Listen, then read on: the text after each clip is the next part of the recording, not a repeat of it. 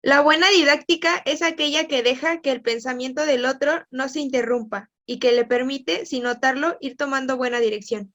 Buenos días, compañeros. Es un gusto poder saludarles en este nuestro simposio virtual denominado Estrategias didácticas para favorecer las competencias científicas.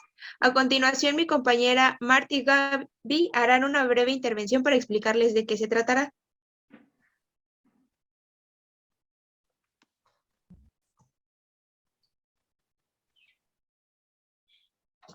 El coloquio virtual organizado por los docentes de formación de la Licenciatura en Enseñanza y Aprendizaje de la Biología en Educación Secundaria de la Escuela Normal de Chalco presenta diversas opiniones sobre estrategias que favorezcan el desarrollo de competencias científicas, no solamente en aulas físicas, sino que considera los ambientes de aprendizaje a distancia, que fomenten las habilidades de la ciencia como la indagación, creatividad, gamificación, por hablar de algunas. Los docentes en formación, a partir de su experiencia frente a grupos de adolescentes en las escuelas secundarias, reflexionan y buscan acciones concretas que posibiliten una educación de excelencia, sobre todo en el ámbito científico, partiendo de una necesidad social. Lo que se busca a partir de este coloquio, a partir de la implementación de diversas estrategias que permitan el desarrollo de competencias científicas en el alumno, lo que se pretende es que favorecer el desarrollo de estas competencias científicas básicas, como el cuestionar, el argumentar y también el explicar en los alumnos de primer grado de la asignatura de Ciencias y Tecnología y Biología. Al igual, otro de los propósitos es implementar estrategias que posibiliten el desarrollo de las competencias científicas básicas en el estudiante. Aquí se darán a conocer las diversas estrategias que implementaron los docentes en formación para favorecer a este desarrollo de las competencias científicas. Y por último, también se pretende conocer de qué manera pues influye esta implementación de las estrategias para este desarrollo de habilidades científicas.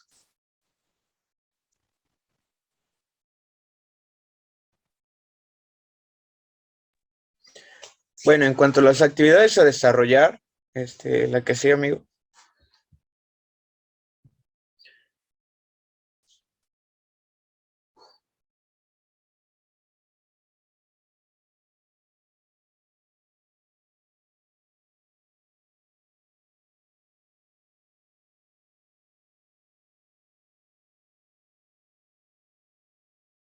Científicas que han implementado en el aula. La finalidad de esta actividad es reconocer qué aspectos favorecen el proceso de enseñanza y aprendizaje.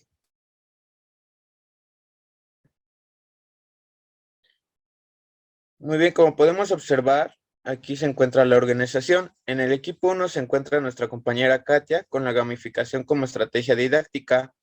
Posteriormente continúa mi compañera Guadalupe con la experimentación en la materia de la biología, mi compañera Alejandra con la gamificación para la comprensión de contenidos y finalmente Viviana con el trabajo colaborativo.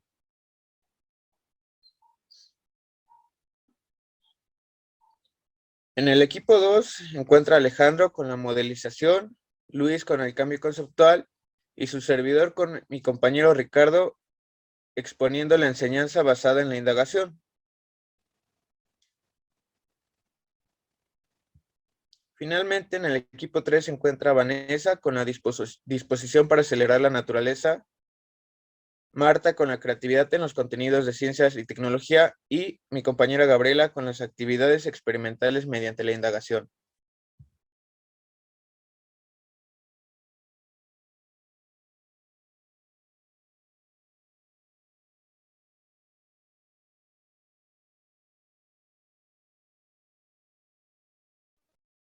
Y sería la que sigue ya, amigo. Ya me parece que ya acabaron los equipos.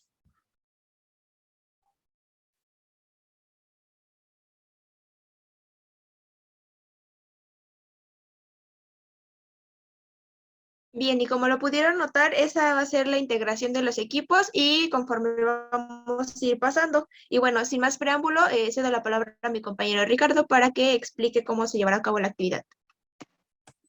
Ok, bueno, ya que ya se presentaron los equipos, vamos a dar paso al primer equipo para posteriormente hacer una pequeña sesión de preguntas Y así continuaremos después el segundo equipo, sesión de preguntas, tercer equipo y sesión de preguntas.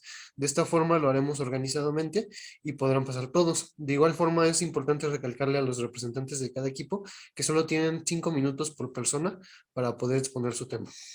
Bueno, sin más preámbulo, pasemos a la primera persona, Katia, con la gamificación como estrategia didáctica, por favor.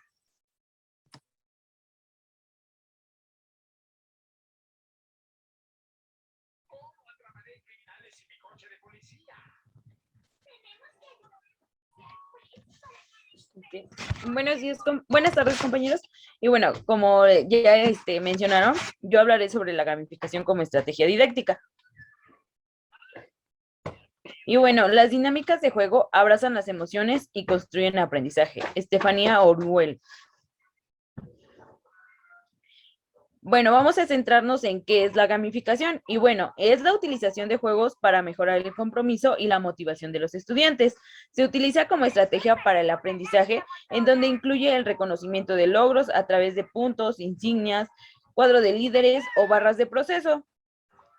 Este concepto nace en el sector empresarial y en la actualidad se ha buscado incorporarlo en el sector educativo. Pero algo importante que cabe destacar es que el juego no es jugar por jugar, ¿no? El juego sí permite crear situaciones de experimentación, de práctica, de desarrollo de habilidades, de inteligencia emocional, pero también es intrínseca, motivadora, es donde existe el compromiso del trabajo con el equipo y el aprendizaje. Aunándolo a mi práctica, bueno, lo llevé a cabo en estas últimas prácticas y me resultó interesante, pero al igual motivador para el estudiante. Como ya se mencionaba, ¿qué es lo que se busca, no? Bueno, pues a través de insignias,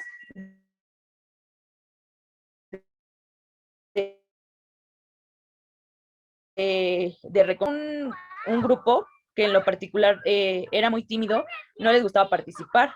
Y entonces, al ver que empezaban a ganar premios, que ganaban a la mejor y décimas, o los hacía subir de nivel, ellos participaban más, se comprometían con el trabajo y, aparte de que se comprometían con el trabajo, seguían las reglas, ¿no? Entregaban el trabajo bien, participaban de forma, de acuerdo a cómo se les pedía. Y bueno, también recalcar que el juego debe de estar orientado al resultado de los aprendizajes y se debe generar recompensas, como ya se decía, en función del aprendizaje esperado, para que así sea una gamificación.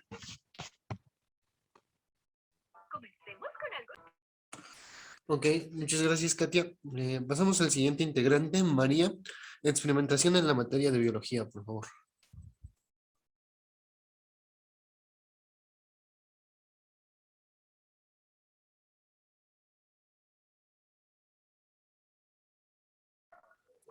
Buenas tardes, maestros y compañeros. La experimentación en la materia de biología fue una estrategia que me llamó mucho la atención, puesto que mi título era experimentar y hacer uso de laboratorio. Y los experimentos han tomado un gran significado en las ciencias, como lo podemos ver, que ha sido enfatizado tanto en biología, física y química. Y esta consiste en la elaboración de una hipótesis y así verificar su veracidad. Gracias a ponemos al que el estudiante tenga una idea y gracias a hacer el experimento la enriquezca o bien se saque de la duda y pueda elaborar su hipótesis y saber si es correcta.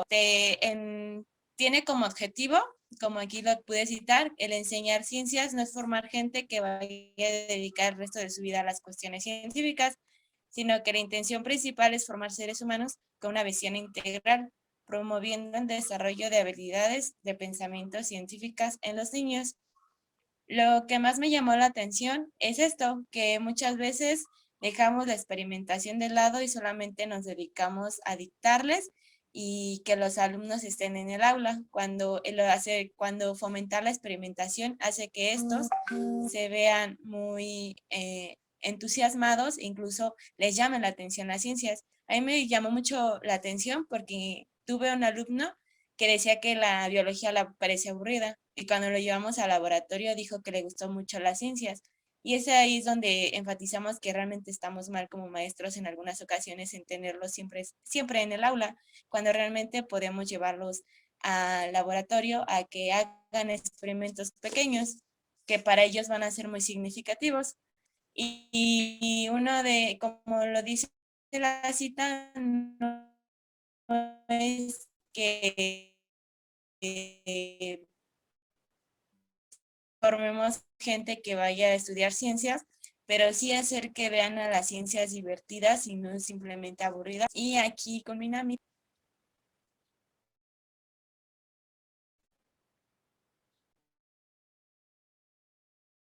Ok, muchas gracias, María. La siguiente persona es Alejandra con su tema de gamificación para comprensión de contenidos. Por favor.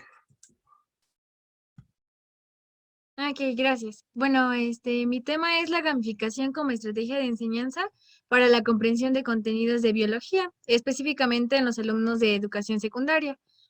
Bueno, yo me centré en una estrategia de enseñanza porque esta se define como procedimientos o recursos que se utilizan, más bien que los docentes utilizamos para lograr aprendizajes significativos en los alumnos. Entonces, por eso estamos proponiendo dichas estrategias que están mencionando mis compañeros. Bueno, también retomo algo de la comprensión, que es en lo que se centra también mi tema, y según Hans, la comprensión puede ser entendida como un proceso que requiere autocrítica. ¿Esto qué quiere decir? Que debemos de capacitar a nuestros alumnos para que ellos puedan lograr retener esa información, no solamente como replicarla o que la memoricen, sino que ellos sean conscientes de lo que están comprendiendo en ese momento. Para la comprensión es un poco complicado porque se necesita mucho más tiempo del que a veces le damos a ciertos contenidos, ya que el alumno debe de procesar la información a través de diversas actividades y, bueno, las cuales van de un nivel bajo hasta las más complejas. Después de ahí me centro en lo que mi estrategia, que es la gamificación. Esta se puede utilizar en el aula, tanto como en virtual como en presencial, ya que aquí tomo a la materia de ciencias y tecnología, punto biología, para realizar esta estrategia. Bueno, aquí se implementaron actividades con el diseño y dinámica de un videojuego. Es decir, imagínense la dinámica que tienen los videojuegos, donde se pueden hacer recompensas, cambiarlos de nivel, recompensas de puntos y insignias, como lo mencionaba mi compañera Katia. Bueno, yo aquí también se consideran como estas vidas y niveles, donde se le debe declarar al alumno que no se le posiciona como tal en un lugar, sino es meramente como académico, para que tampoco lo vuelva así una competencia, pero que sea sana y también se base en el respeto para favorecer otros aspectos de su formación como persona. Y bueno, a través de esta gamificación, el alumno mostrará interés y por ende una mejor comprensión de lo que se hace.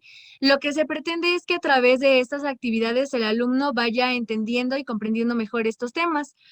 Y también hay que recalcar que no se necesita la tecnología para aplicar esta estrategia, porque a veces la asociamos solamente con la tecnología y no es así.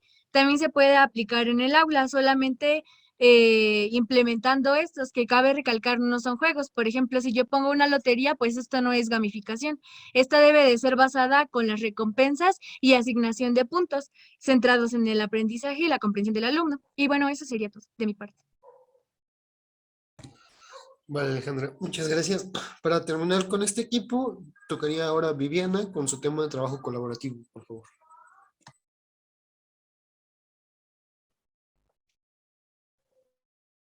Gracias, Ale. Bueno, sí, como ya lo mencionaban, mi tema es el trabajo colaborativo como estrategia didáctica para favorecer competencias científicas.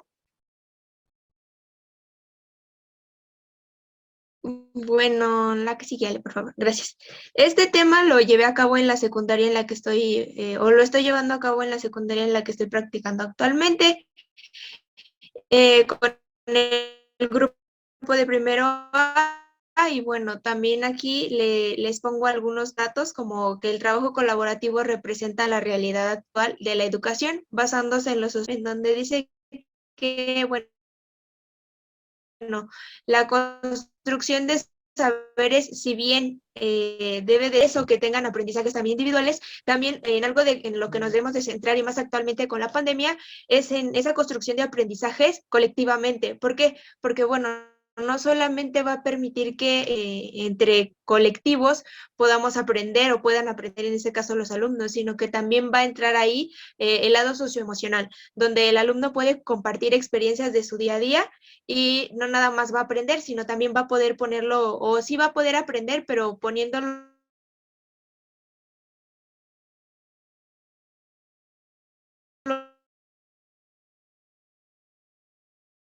en realidades, en donde puede resolver conflictos que se le presenten. Y ya lo mencioné también, áreas tercias o más preparatorio. Y bueno, las mesas estaban conformadas algunas por 3 integrantes y otras por 4. Bueno, ayuda a enriquecer a sus aprendizajes de forma colectiva, es decir, yendo más allá de lo que ellos pueden imaginar, como les mencionaba. También el trabajo colaborativo hace que reflexionen y puedan aprender otras cosas de sus compañeros, puedan integrar ciertos aspectos que ellos no sabían y que sus compañeros les están abonando. La siguiente, por favor. Ale. Bueno, el análisis del trabajo colaborativo como estrategia pedagógica para el desarrollo de capacidades grupales permite a los alumnos de educación secundaria tener mejor cambios conceptuales de la asignatura. En el caso, centrándome, por ejemplo, en mi experimento fue llevado a cabo en el aprendizaje de manipulación genética con un mechón de cabello y cloro. ¿Esto para qué era? Bueno, para que ellos en equipo también pudieran observar cómo esos cambios en la manipulación de la genética han impactado día a día, pues, a nuestras realidades, como se los mencionaba. La siguiente, Ale, por favor. Y bueno, por último, también cito un autor que dice que el aprendizaje colaborativo es considerado como una construcción conjunta de significados y una relación e interacción basada en el diálogo y la comunicación, eh, creando escenarios de convivencia interpersonal, Vázquez 2015. Y bueno, ya nada más para concluir, pues posteriormente de hacer el experimento, yo los puse que igual en equipos pasarán a participar y a dar sus puntos de vista. Esto también me ayudó mucho a mí a que entre ellos se pudieran relacionar, dado que la pandemia, como son grupos de primer año, tenía mucho tiempo que se habían dejado de ver, o más bien no se conocían porque venían de otras escuelas, y ahí también fue como que me ayudó a poder integrarlos en equipo y que entre ellos convivieran más porque tenía grupos demasiado pasivos. Al hacer esta actividad como trabajo colaborativo, entonces no nada más como que enriqueces el aprendizaje, que es a lo que voy yo centrada, sino que también puedes hacer esa interacción entre el grupo, tanto como entre ellos como contigo. Y eso sería todo. Gracias.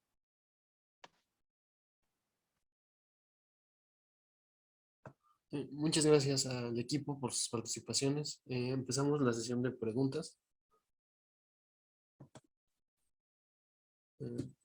Bueno, me gustaría a mí hacer una pregunta hacia el grupo, y es que, bueno, considero que todas sus estrategias provocan en el grupo un desorden, ¿no? Por ejemplo, en el caso de la gamificación, siento que a veces los alumnos pueden ser demasiado competitivos y generar problemas. Al hecho de juntarlos en equipos, también siento que a veces pues, puede ser que no estén hablando del tema del que se supone que deberían estar trabajando, o hasta en el otro tema, que es llevarlos al laboratorio, me parece que a veces también puede resultar muy complicado. Entonces, me gustaría que ustedes nos pudieran dar algunas estrategias que ustedes toman para mantener el control de grupo durante la aplicación de estas estrategias. Bueno, yo, por ejemplo, con la estrategia de la gamificación, te puedo decir que como tú dices, sí, puede haber un punto donde sí hay cierta como competición y pueden llegar como a lo mejor entre ellos mismos a alborotarse un poquito o enojarse, pero creo que esto tiene que ver mucho con el docente. Por ejemplo, tú como docente debes de poner muy marcadas tus estrategias, más bien tus reglas. De no verte autoritario, pero sí al momento de emplear, yo considero que cualquier actividad debes dejar muy marcadas tus reglas que vas a tomar en cuenta para la actividad. Entonces debes de ser como que muy claro en las instrucciones y tú llevar un seguimiento muy detallado. Y todo lo que tú implementes y los recursos que vayas a colocar deben de estar como que muy ordenados y tú ser como que muy claro en lo que vas a decir. Y así esto hace que pues no se te vuelva un descontrol el grupo, porque en vez de aplicar esa estrategia, pues va a generar, como tú dices, ¿no? Algo pues que no va a ser ni benéfico ni para ti ni para el desarrollo de tu sesión. Y bueno, a mí también me gustaría agregar, porque sí tiene razón, al decir trabajo colaborativo creo que decimos, uy, meterse en líos en el aula, porque es precisamente eso, como que el grupo se descontrole. Pero hasta cierto punto era lo que yo necesitaba, que mi grupo se descontrolara un poco, porque no hablaban, no participaban, era un grupo que solamente te escuchaba, o sea, parecía que realmente estabas dando la clase, pero ellos no estaban ahí contigo. Entonces lo que necesitaba era eso, ponerlos en acción un poquito, que se motivaran a hablarle a sus compañeros, que se motivaran a participar conmigo. Entonces creo que hasta este punto, también como menciona mi compañera Ale, ser ordenada en lo que tú vas a hacer, de verdad llevar tus actividades y hacerlas así, hacerlas ordenadas. Y también otro aspecto es no estar siempre hasta adelante, sino moverte en el aula, también estar viendo de qué están hablando y todo eso, que en ocasiones pues también no puedes como siempre estar, solamente hablen de mi tema o de lo que vamos a ver en clase. También, bueno, en mi caso, necesito que se desvíen un poquito, que comenten un poquito, no sé, lo de su fin de semana. Y ya después, pues pasar, estar observando, revisando que de verdad están haciendo los trabajos que yo les puse para que, pues también no, como dices, no se descontrole tanto el aula. Creo que eso sería lo que yo pudiera decirte.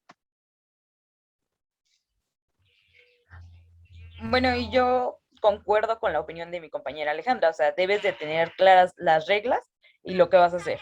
Y bueno, yo una estrategia que implementaba era que conforme, si se llegaba a descontrolar el grupo, bueno, iba dejando actividades, a lo mejor y les agregaba tarea o les quitaba ciertos permisos que tenía. Ok, vale, muchas gracias.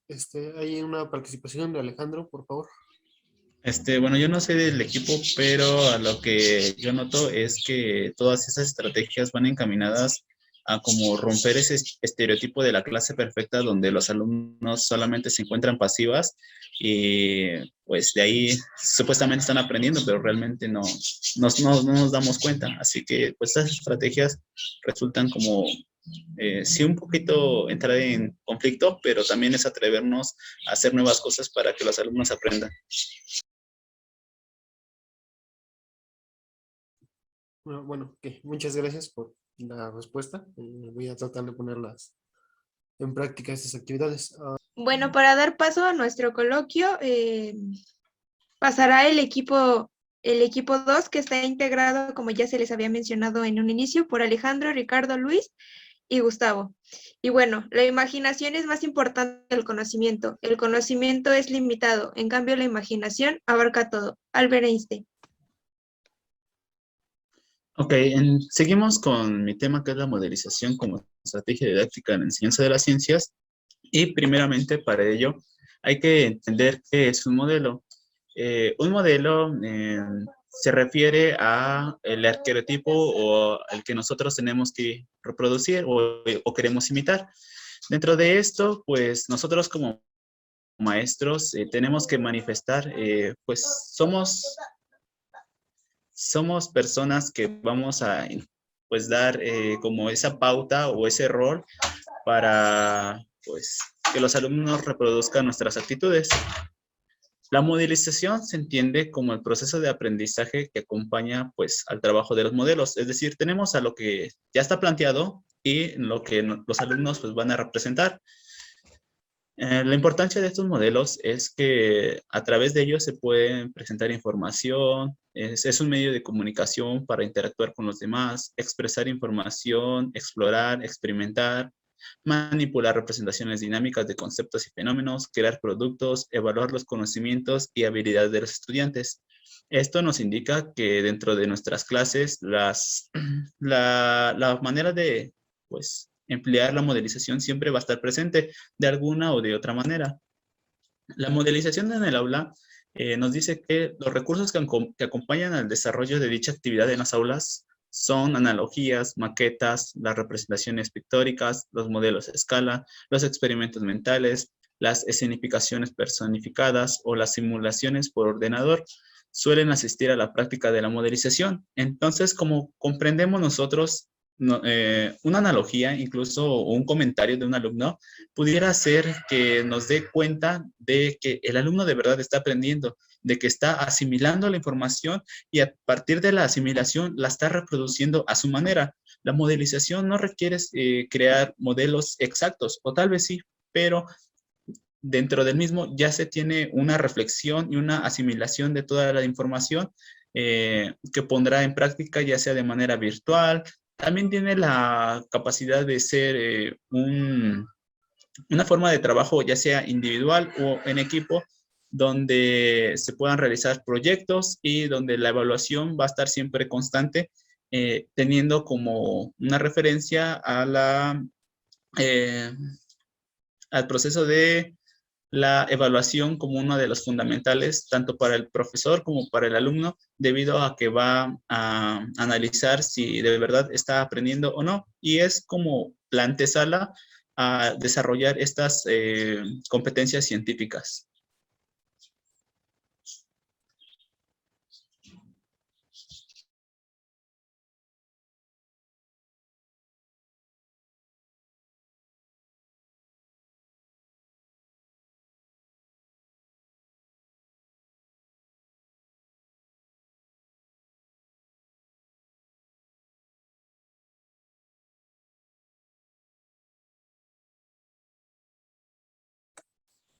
Bueno, ok, el siguiente tema me toca a mí, por favor, Alejandro, es referente a la indagación.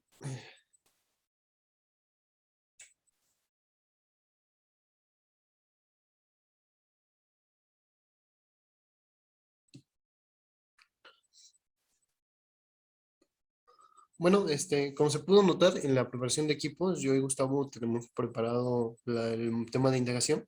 Esto porque la indagación se puede realizar de diferentes maneras. En mi caso me toca explicar la indagación guiada, la cual considero que es un poquito más importante que veamos, puesto que es la más recomendada para alumnos de nuestra edad. Por favor. Bueno, no de nuestra edad, más bien de la edad con la que trabajamos. Se define como un sistema para el aprendizaje. Utiliza procedimientos de investigación, recursos físicos y virtuales con el fin de construir conocimiento y comprensión sobre un tema. Bueno, en ese sentido yo considero que la indagación es muy importante porque como se mencionaba al principio de esta presentación, eh, tenemos que desarrollar en nuestros alumnos que sean buenos científicos y el hecho de que sean capaces de investigar de una forma adecuada es parte primordial de ese logro. Entonces, la indagación guiada nos va a servir para llevar a nuestros alumnos a la obtención de ese conocimiento por medio de nuestras manos. ¿En qué sentido? Nosotros les vamos a brindar a ellos la forma en la que van a investigar, en dónde van a encontrar la información que necesitan para contestar el tema o la pregunta sobre la cual nosotros vamos a trabajar.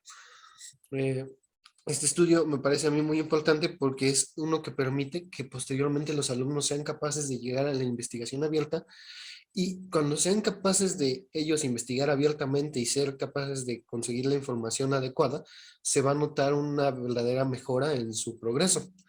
Bueno, la siguiente, por favor. Esta modalidad, el profesor guía a través de preguntas orientadoras a sus estudiantes para resolver una pregunta de investigación propuesta por el mismo docente. Es muy importante que en este punto nosotros seamos los que presentemos la pregunta. ¿Por qué? Porque si no, el alumno no va a poder iniciar él con una pregunta que sea clara o concisa. Nosotros tenemos que dar ese primer paso hacia que el alumno logre identificar qué preguntas le son fáciles de responder. Bueno, este tema creo que ya se ha hablado bastante cuando se trata modalidades de enseñanza, entonces no lo hice tan difícil, sin embargo, sí les quiero compartir mi experiencia. eh, Esta forma de trabajo fue muy útil porque cuando tú les propones una pregunta a los alumnos de la cual ellos no tienen ideas, sí generas una intención de estudiar en ellos. Entonces, a partir de esa intención, tú puedes programar muchos otros modelos y ellos van a tener interés por realizarlos debido a que quieren obtener las respuestas de esas preguntas anteriormente planteadas. Bueno, eso sería todo de mi tema.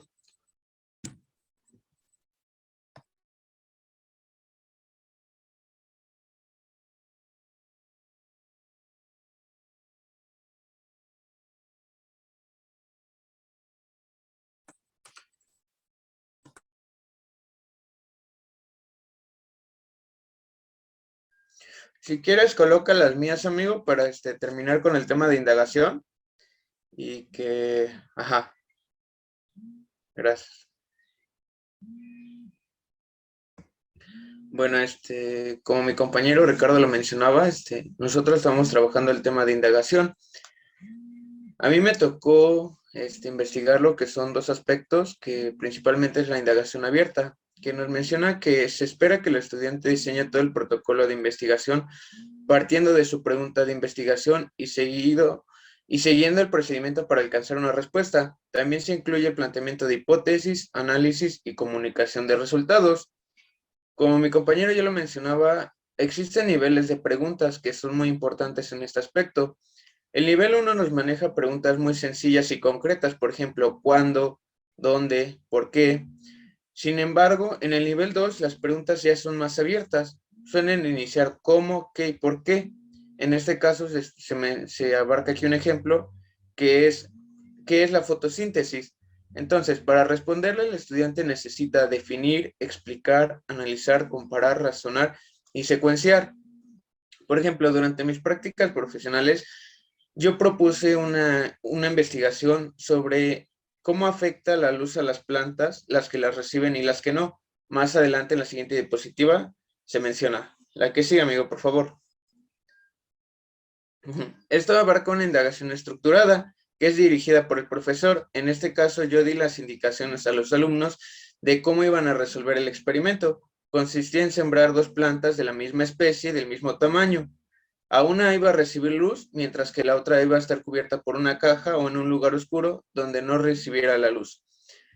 Nos dice que el estudiante está limitado, ya que debe seguir las indicaciones, por lo que es posible pensar que esto no tiene mucho de indagación. Sin embargo, yo considero que sí existe la indagación, ya que en este experimento yo les permití a los alumnos, por ejemplo, tomar ciertas decisiones. Por ejemplo, los días en que iban a regar las plantas, si decidían regar más la planta que estaba en la oscuridad a la de la que estaba en la luz.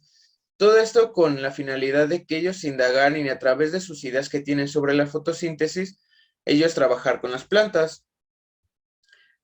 ¿Qué nos garantizan los experimentos? Bueno, principalmente atraen la atención de los jóvenes y despierta su interés por la ciencia. Ellos toman las decisiones que consideran conveniente para lograr el objetivo de la investigación, que es lo que les mencionaba.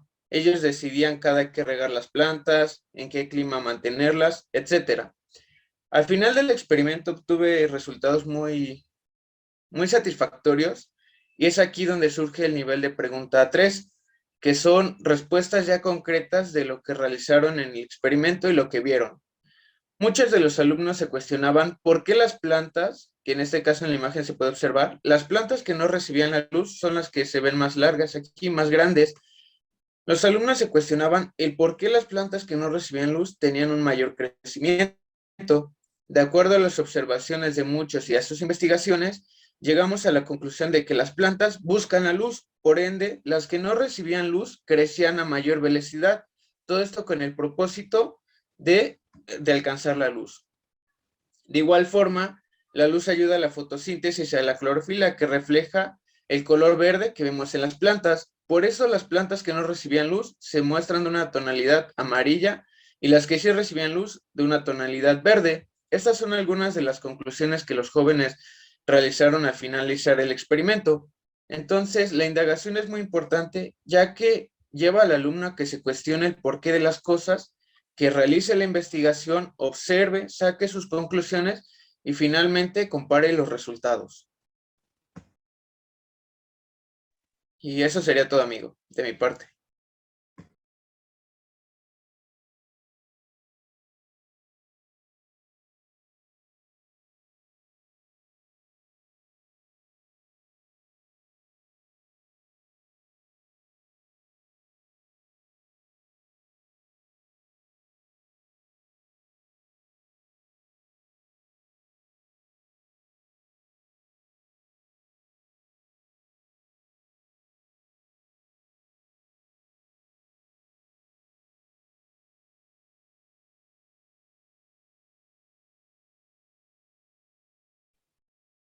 Bueno, a mí me tocó acerca de la metodología aplicada. Bueno, en esta ocasión yo lo llevé a cabo acerca del cambio conceptual y bueno, yo lo pude trabajar con primero de secundaria, específicamente con el primero B. Por favor, le pueden pasar a la siguiente. Y bueno, antes de poder hablar sobre el tema o la metodología que apliqué, primero tenemos que saber la definición. En primer lugar, sabemos que... Ahí se pasaron una, por favor. ¿Le puedo regresar una, compañera? Gracias. Bueno, primero tenemos que saber la definición, que en primer lugar el cambio conceptual consiste que es una corriente del constructivismo en la que se considera que el conocimiento es siempre una interacción entre la nueva información que se nos presenta y lo que ya se sabe. En este caso, el alumno tiene que reconocer que la información que va a aprender, en este caso en las escuelas, es mejor que la que ya posee, porque en muchas ocasiones el conocimiento con el que vienen de sus casas, o bueno, con el que llegan los alumnos, sus conocimientos previos, suelen ser erróneos. En este caso, algunos ejemplos son en cuanto a temas de célula, de animales, tanto autótrofos como heterótrofos, suelen desconocer las características principales de estos temas. Y bueno, de aquí se desprenden dos conceptos importantes. El primero es la asimilación.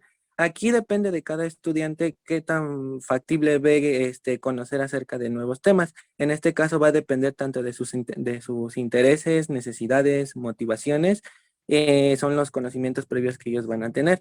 Y como les comentaba, va a depender de cada estudiante, ya que en algunas ocasiones los alumnos, en este caso en la asignatura de biología, no tienen ese como que interés por qué aprender de la materia, entonces solamente se quedan con los conceptos básicos y dejan de profundizar. Y bueno, aquí es donde entra el docente en el segundo punto, que es la acomodación, ya que nosotros vamos a darles una reestructuración de los conocimientos que ellos ya tienen para que puedan, se puede decir, contratarlos con el conocimiento viejo. Por favor. Ahora, en cuanto a la aplicación de la metodología, yo me basé en 3 puntos específicos. El primero fue la identificación del problema. En este caso, pues como les comentaba, la identificación del problema me basé en los conceptos que no entienden los alumnos, específicamente con el tema de célula y de cadenas alimenticias. Después existen unas posibles soluciones. Para poder hacer una reestructuración de su conocimiento, me basé en secuencias didácticas más innovadoras, uso de la tecnología y transposición didáctica, ya que, por ejemplo, en el tema de célula, los conceptos son un poco complicados y no se puede bajar el nivel. Entonces, al tener una secuencia didáctica un poco más interactiva para que el alumno no se aburra en el tema, y el uso de la tecnología, en este caso con cañones y hacer presentaciones con videos, etcétera, pude hacer que el tema de célula fuera un poco más viable para los jóvenes. Y bueno, todo fue realizado en el salón de primero B, de secundaria. Y bueno, en cuanto a los resultados, como les comentaba, la aplicación de esta metodología es, bueno, yo digo que es buena debido a que nos ayuda a conocer, o bueno, a conocer esos intereses o fomentar esas necesidades que tienen los estudiantes para poder, pues, acudir a ellas. Además que, bueno, en este caso las actividades que se realizaron suelen ser un poco más interactivas entre docentes, entre el docente y el alumno.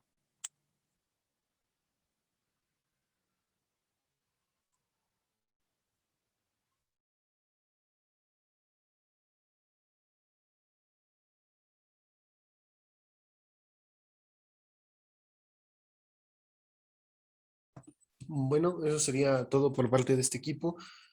Procedemos a la sesión de preguntas. Si tienen alguna.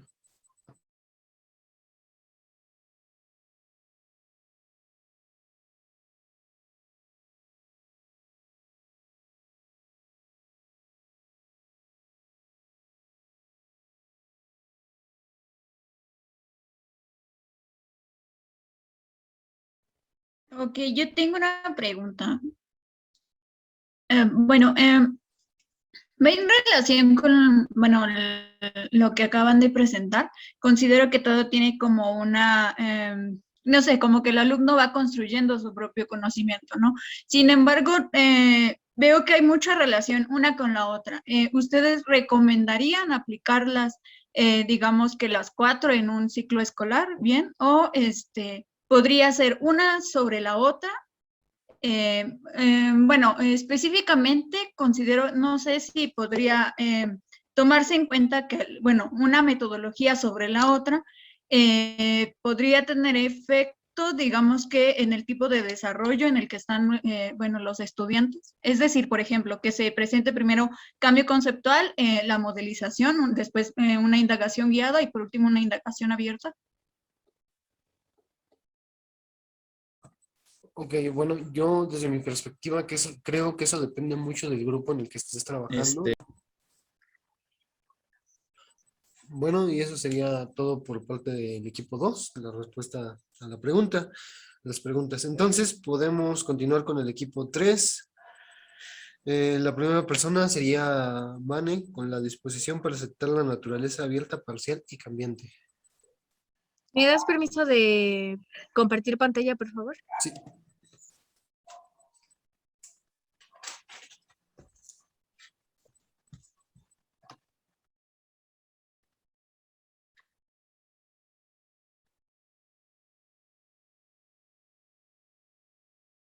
Sí. Vale, bueno. Esta estrategia es la estrategia didáctica de la disposición para aceptar la naturaleza abierta, parcial y cambiante del conocimiento en el tema de la sexualidad. La siguiente, por favor. Muy bien. Y bueno, aquí dice que muestra cómo se transforman los conceptos, se crean nuevas teorías y nuevas herramientas de análisis y, bueno, construir el conocimiento y ponerlo en práctica. Creo que sobre todo en este tema de la sexualidad debemos de enfatizar en eso, en transformar los conceptos, en que los alumnos puedan ver diversas teorías y no se queden con una. Y también es muy importante que ellos mismos reflexionen y analicen lo que de verdad pasa dentro de la sexualidad, que el tema es, y los aprendizajes esperados son muy largos, pero sí debemos de como tratar de enfatizar en que el alumno tenga esa manera de reflexionar y analizar lo que piensa, si es que es erróneo, o inclusive algunos conocimientos que traen erróneos de casa. La que sigue, Ale, por favor. Bueno, ahí viene una breve explicación. En sexualidad se puede observar la naturaleza abierta y cambiante del conocimiento, ya que al ser un tema de construcción social va a depender de las creencias y la educación sexual, que era lo que yo les mencionaba, ¿no? Algunas creencias, por ejemplo, que existen mucho, no sé, es la del coito interrumpido, a lo mejor, que sí es un método seguro para evitar embarazos y esas cosas. Entonces, creo que en eso radica este tipo de estrategias. También concentrarnos, como dice ahí, por ejemplo, en contextos a lo mejor que a veces son urbanos o semiurbanos o inclusive rurales y tienen algunas creencias pues erróneas. Debemos de, sí, como modificar lo que los chicos piensan. La siguiente, Ale, por favor. Bueno, esta estrategia se centra mucho en el diálogo entre alumno-maestro y, bueno, la información también que recibe en casa debe de ser tomada en cuenta, porque recordemos que en este tema los papás a veces también entran en conflicto con nosotros porque estamos explicando eso, ¿no? Y bueno, un caso que ahorita se presenta es, por ejemplo, cuando yo di sexualidad o inclusive algunas cosas me llegaban comentarios de que en algunas ocasiones pues esas imágenes eran pornografía o así, entonces hay que saber cómo digerir nosotros ese conocimiento para también poderlo expresar de manera correcta hacia nuestros alumnos. La siguiente, Ale, por favor.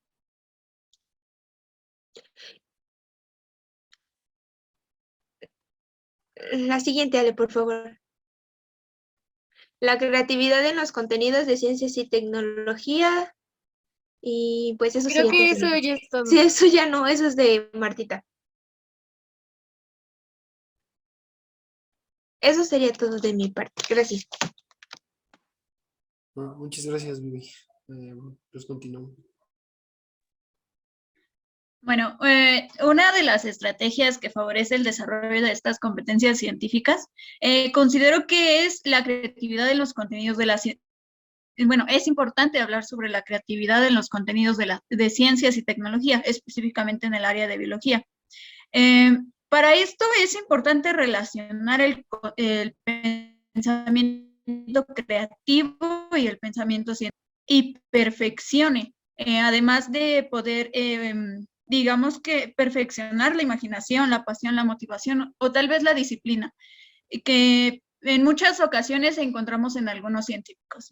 En la sociedad que actualmente vivimos, nos exige una forma nueva de ver la ciencia, no que tenga un método tan específico, ni siquiera que, bueno, con los alumnos que trabajemos, que se trabaje desde una perspectiva artística, desde que puedan trabajarlo desde lo que no es tan real, que sería la imaginación, y cómo esta curiosidad nata que tenemos se puede ir desarrollando para poder seguir, digamos que modelando ese aprendizaje.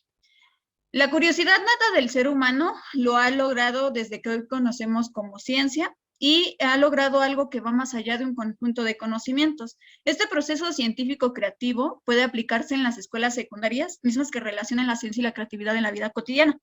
El proceso científico creativo puede apasionarse en las escuelas secundarias con actividades que faciliten la observación, la experimentación e incluso la formulación de hipótesis, como lo vimos en la metodología de la indagación.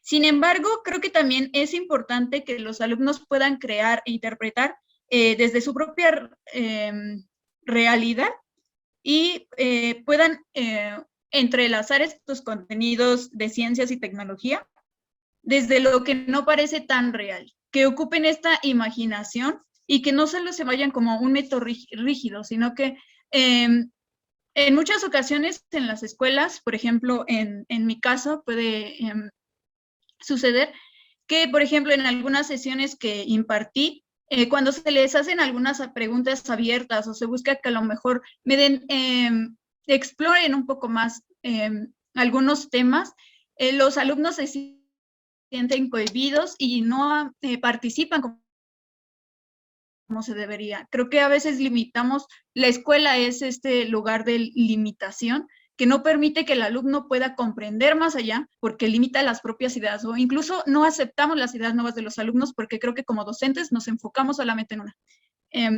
Esta estrategia también toma en cuenta la última etapa del desarrollo cognitivo, que es la operación formal según Piaget, que permite modelar el pensamiento abstracto de los adolescentes. Es lo que mencionaba, desde la imaginación, en cómo lo van a ir modelando este mismo conocimiento. Y bueno, creo que esto sería todo.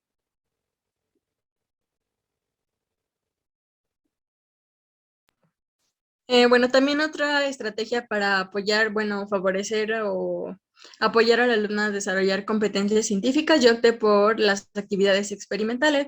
Esto también lo estoy aplicando de acuerdo a mi escuela de prácticas, entonces me ha dado resultados favorables y pienso que sería buena opción de empezarlo pues a desarrollar en nuestra planeación.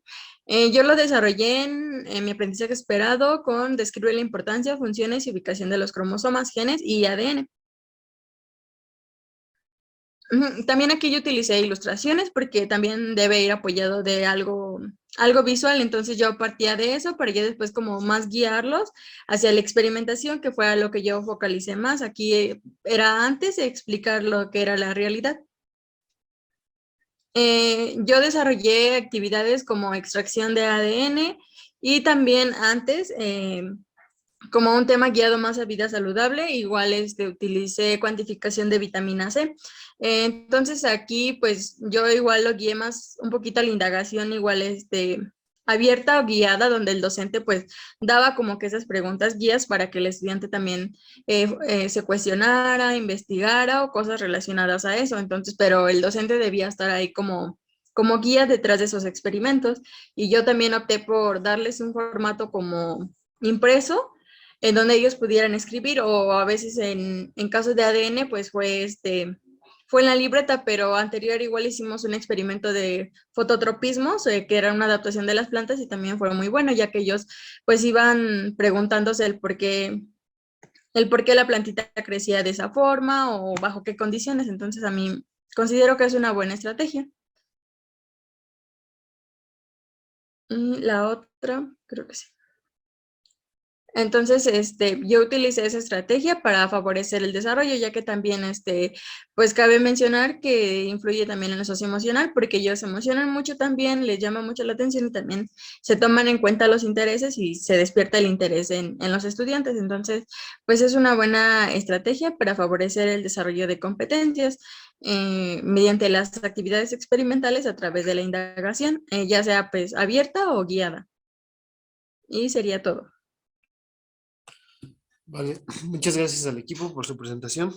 Continuamos con la última sesión de preguntas para este equipo. Entonces, si existe alguna, por favor.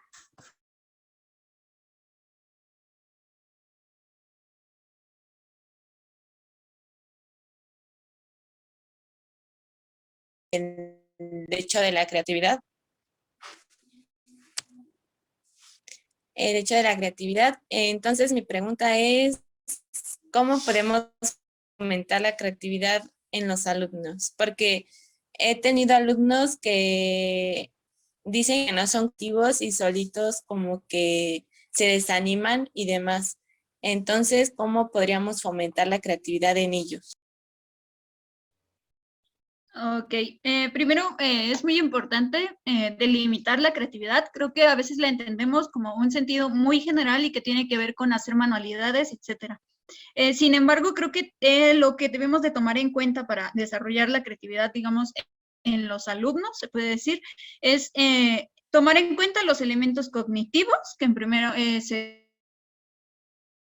pues prácticamente la etapa en la que se encuentran, elementos intelectuales que pueden aquí, podemos englobar los contenidos que trabajamos de acuerdo al programa, y por último, aspectos afectivos, que en este caso, por ejemplo, yo lo he tomado por ejemplo, pregunté acerca de los talentos o bien destrezas que ellos se consideran buenos. Recordemos que la creatividad influye en cualquier ámbito. Puede ser desde jugar videojuegos, puede ser desde resolver algunas sopas de letra, etcétera. Ok, ya delimitando esto de los talentos de los estudiantes, es importante que tomemos en cuenta temas interesantes que a ellos les pueden, digamos que, interesar. Es decir, bueno, además de tomar en cuenta sus talentos, también yo me basé en un test de estilos que señala sobre la predominancia hemisférica para tener en cuenta realmente si son más razonables o tal vez más esta parte de la que un poco más artística se puede decir. Y yo creo que es tomar en cuenta los talentos de los alumnos y solitos. Bueno, pues al parecer estos serían los 3 equipos que participaron en este coloquio. No sé si alguno de mis compañeros quiera decir algo, quiere anexar algo. Me gustaría felicitar a todo el equipo por los resultados obtenidos este día. Fue todo un éxito y de gran calidad, y ahora por fin llega ese merecido descanso. Aún así, espero que esto no se quede solo en una teoría, sino más bien que puedan llevar todo lo que aquí se ha hablado hasta sus aulas. Eso sería todo por parte del grupo, de los especialistas que hablamos acerca de las estrategias didácticas. Un gusto haber compartido con ustedes este coloquio y sería todo. Muchas gracias, compañeros, que tengan muy buen día. Gracias, compañera. Gracias, igualmente. Gracias. Hasta luego. Hasta luego, que estén bien.